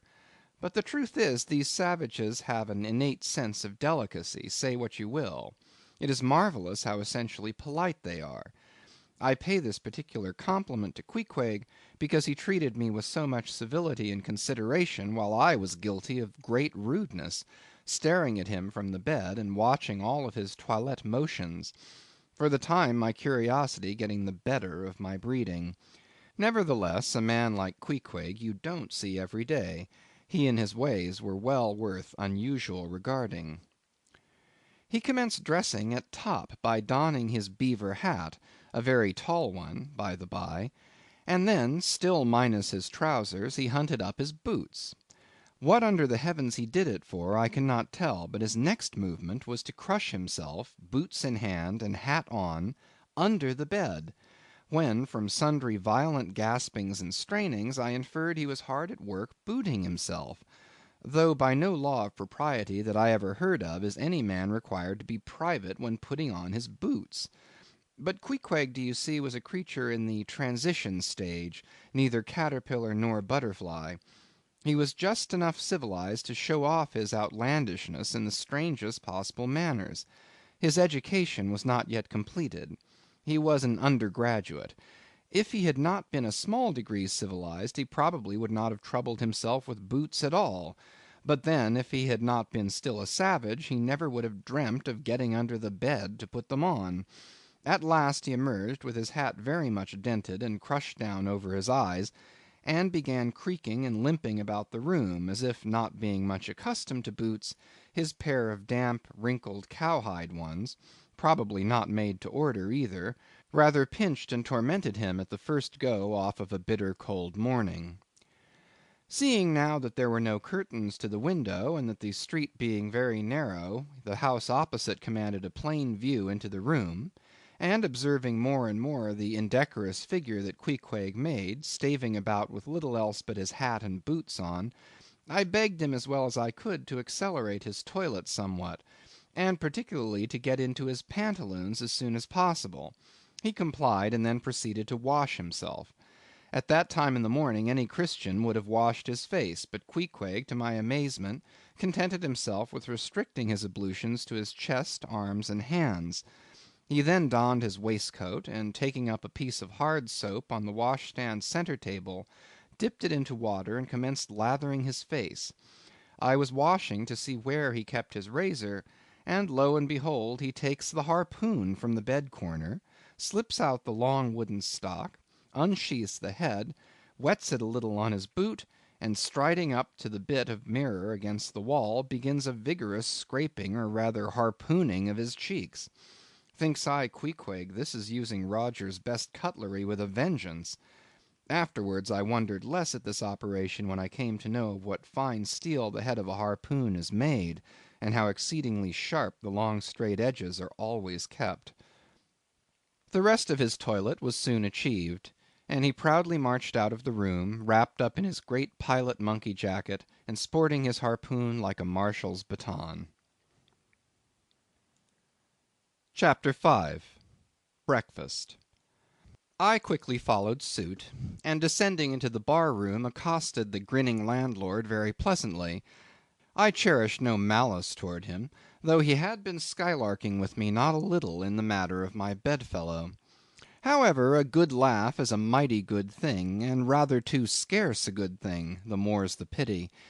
So if any one man in his own proper person affords stuff for a good joke to anybody, let him not be backward, but let him cheerfully allow himself to spend and be spent in that way. And the man that has anything bountifully laughable about him, be sure there is more in that man than you perhaps think for. The bar room was now full of the boarders who had been dropping in the night previous, and whom I had not as yet had a good look at. They were nearly all whalemen, chief mates, and second mates, and third mates, and sea carpenters, and sea coopers, and sea blacksmiths, and harpooneers, and ship keepers; a brown and brawny company with bosky beards, an unshorn shaggy set, all wearing monkey jackets for morning gowns.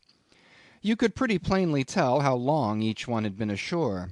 This young fellow's healthy cheek is like a sun-toasted pear in hue, and would seem to smell almost as musky.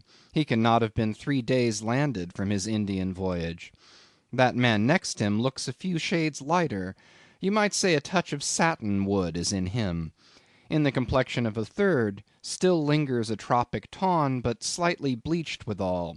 He, doubtless, has tarried whole weeks ashore. But who could show a cheek like Queequeg, which, barred with various tints, seemed, like the Andes' western slope, to show forth in one array contrasting climates, zone by zone. "Grub, ho!" now cried the landlord, flinging open a door, and in we went to breakfast. They say that men who have seen the world thereby become quite at ease in manner, quite self-possessed in company. Not always, though. Ledyard, the great New England traveller, and Mungo Park, the Scotch one, of all men they possess the least assurance in the parlour. But perhaps the mere crossing of Siberia in a sledge drawn by dogs, as Ledyard did, or the taking of a long solitary walk on an empty stomach in the negro heart of Africa, which was the sum of poor Mungo's performances, this kind of travel, I say, may not be the very best mode of attaining a high social polish. Still, for the most part, that sort of thing is to be had anywhere.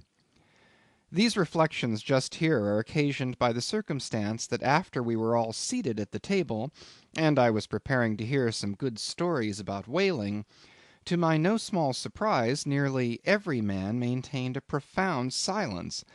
And not only that, but they looked embarrassed.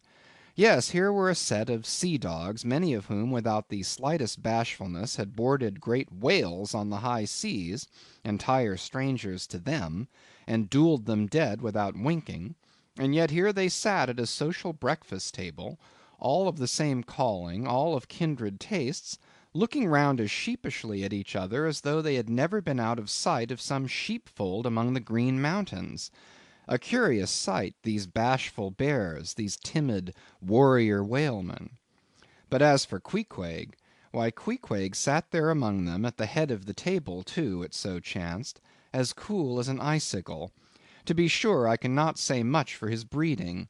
His greatest admirer could not have cordially justified his bringing his harpoon into breakfast with him, and using it there without ceremony, reaching over the table with it to the imminent jeopardy of many heads, and grappling the beefsteaks toward him. But that was certainly very coolly done by him, and every one knows that in most people's estimation to do anything coolly is to do it genteelly. We will not speak of all Queequeg's peculiarities here; how he eschewed coffee and hot rolls, and applied his undivided attention to beefsteaks done rare. Enough that when breakfast was over he withdrew like the rest into the public room, lighted his tomahawk pipe, and was sitting there quietly digesting and smoking with his inseparable hat on, when I sallied out for a stroll. CHAPTER 6. The Street. If I had been astonished at first catching a glimpse of so outlandish an individual as Queequeg circulating among the polite society of a civilized town, that astonishment soon departed upon taking my first daylight stroll through the streets of New Bedford. In thoroughfares nigh the docks, any considerable seaport will frequently offer to view the queerest looking nondescripts from foreign parts. Even in Broadway and Chestnut streets, Mediterranean mariners will sometimes jostle the affrighted ladies.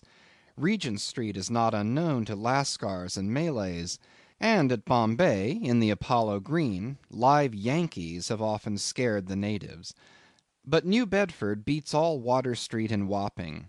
In these last mentioned haunts you see only sailors, but in New Bedford actual cannibals stand chatting at street corners, savages outright, many of whom yet carry on their bones unholy flesh.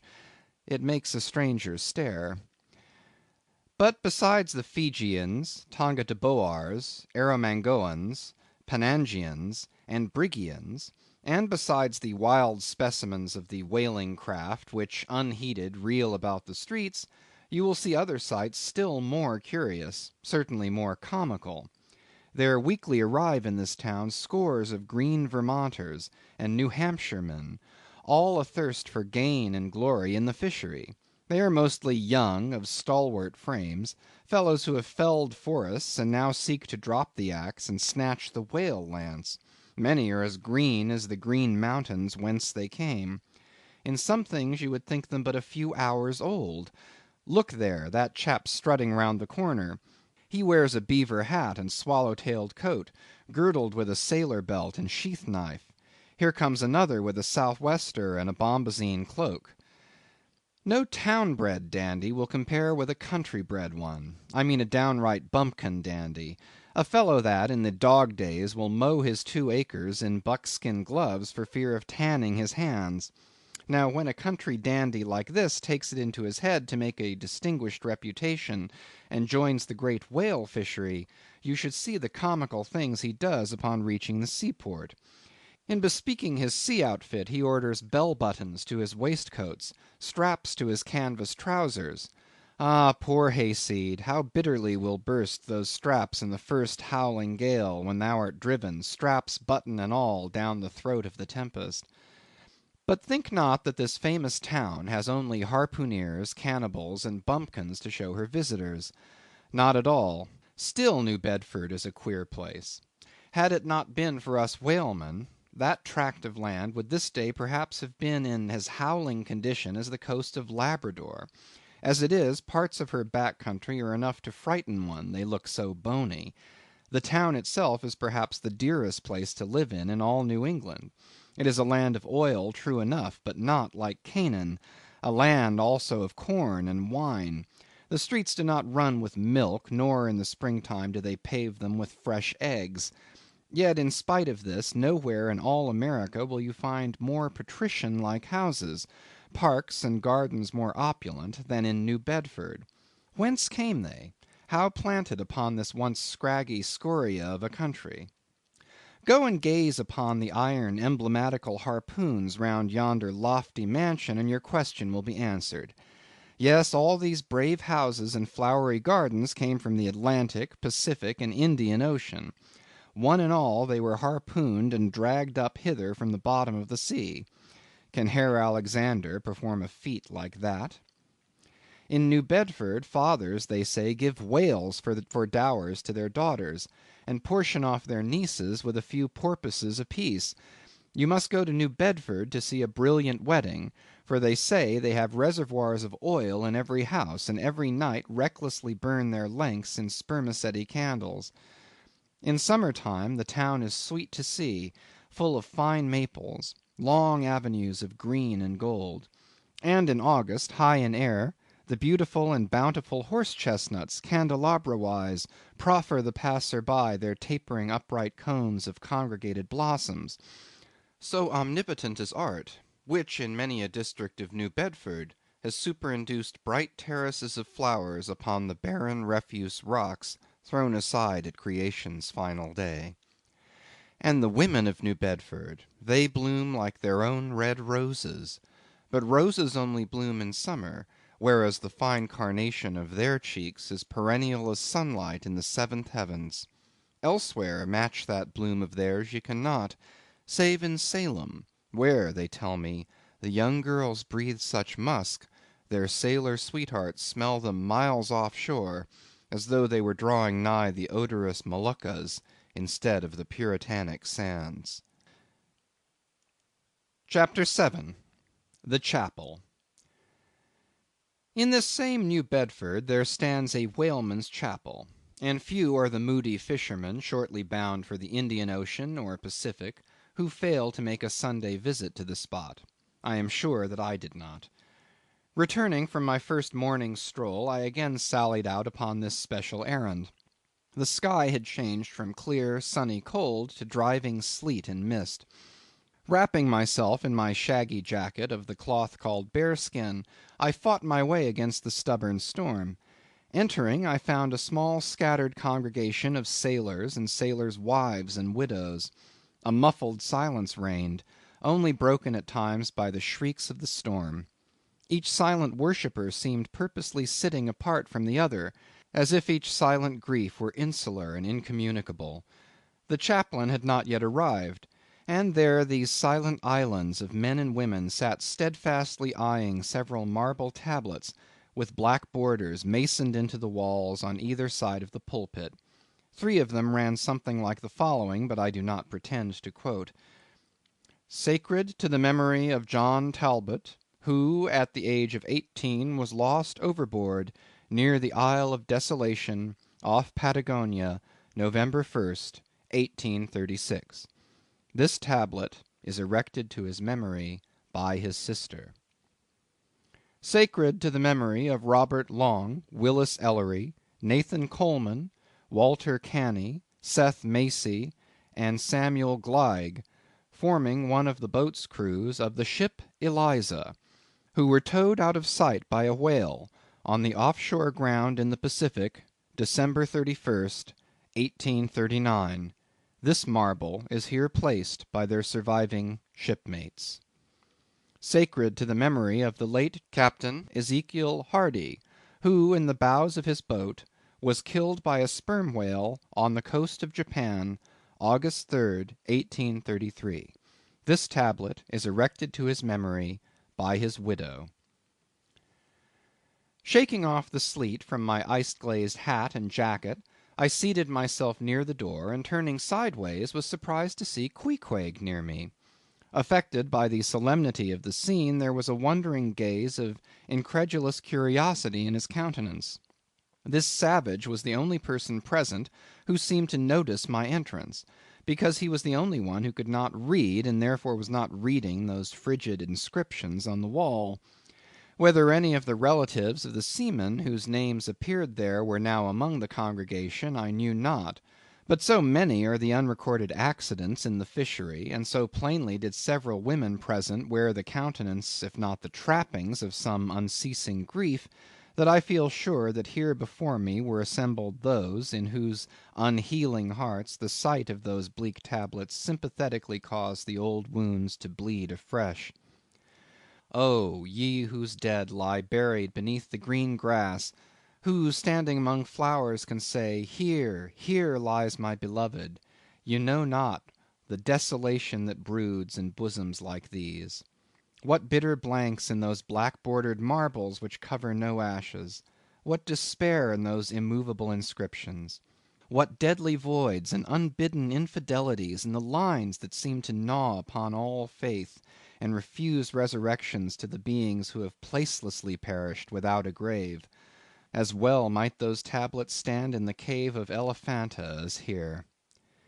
In what census of living creatures the dead of mankind are included, why it is that a universal proverb says of them that they tell no tales, though containing more secrets than the Goodwin Sands; how it is that to his name who yesterday departed for the other world we prefix so significant and infidel a word, and yet do not thus entitle him if he but embarks for the remotest Indies of this living earth; why the life insurance companies pay death forfeitures upon immortals; in what eternal unstirring paralysis and deadly hopeless trance yet lies antique Adam who died 60 round centuries ago; how it is that we still refuse to be comforted for those who we nevertheless maintain are dwelling in unspeakable bliss; why all the living so strive to hush all the dead; wherefore but the rumor of a knocking in a tomb will terrify a whole city; all these things are not without their meanings. But faith, like a jackal, feeds among the tombs, and even from these dead doubts she gathers her most vital hope. It needs scarcely be told with what feelings on the eve of a Nantucket voyage I regarded those marble tablets, and by the murky light of that darkened doleful day read the fate of the whalemen who had gone before me. Yes, Ishmael, the same fate may be thine. But somehow I grew merry again. Delightful inducements to embark. Fine chance for promotion, it seems. Aye, a stove boat will make me an immortal by brevet. Yes, there is death in this business of whaling, a speechlessly quick, chaotic bundling of a man into eternity. But what then? Methinks we have hugely mistaken this matter of life and death. Methinks that what they call my shadow here on earth is my true substance. Methinks that in looking at things spiritual we are too much like oysters, observing the sun through the water, and thinking that thick water the thinnest of air. Methinks my body is but the lees of my better being. In fact, take my body who will. Take it, I say. It is not me. And therefore 3 cheers for Nantucket, and come a stove boat and stove body when they will; for stave my soul, Jove himself cannot. End of chapters 4 through 7.